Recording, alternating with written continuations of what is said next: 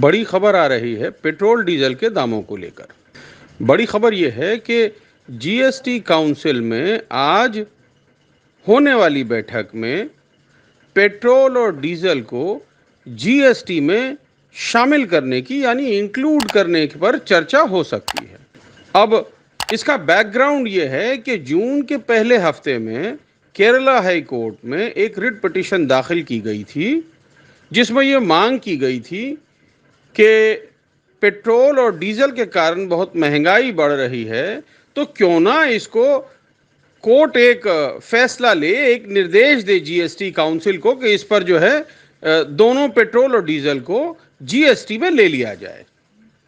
इसी पर फैसला करते हुए केरला हाई कोर्ट ने जून के आखिरी हफ्ते में एक निर्देश जारी किया था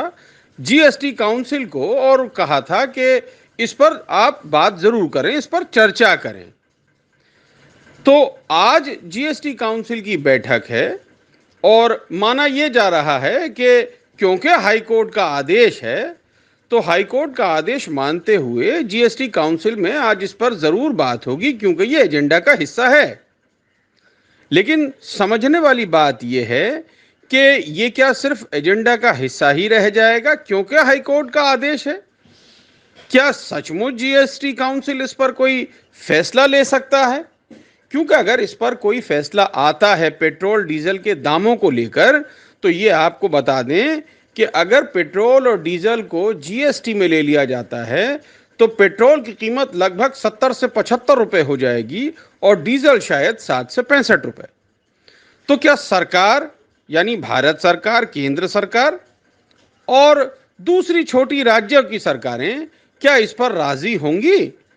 क्योंकि कुछ सरकारों को छोड़कर या कुछ पॉलिटिकल पार्टियों को छोड़कर इस पर पूरी तौर पर खामोशी है, क्योंकि जीएसटी एक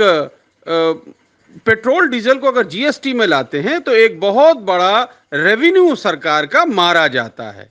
तो अब देखना होगा कि ये वाकई इस पर कोई चर्चा होती है, कोई निर्णय होता है, क्या जीएसटी में इसको लिया जाता है पेट्रोल डीजल को, या फिर ये सिर्फ एक खानापूरी है क्योंकि कोर्ट ने आदेश दिया था इसलिए इस पर चर्चा होकर मामला यहीं खत्म हो जाएगा।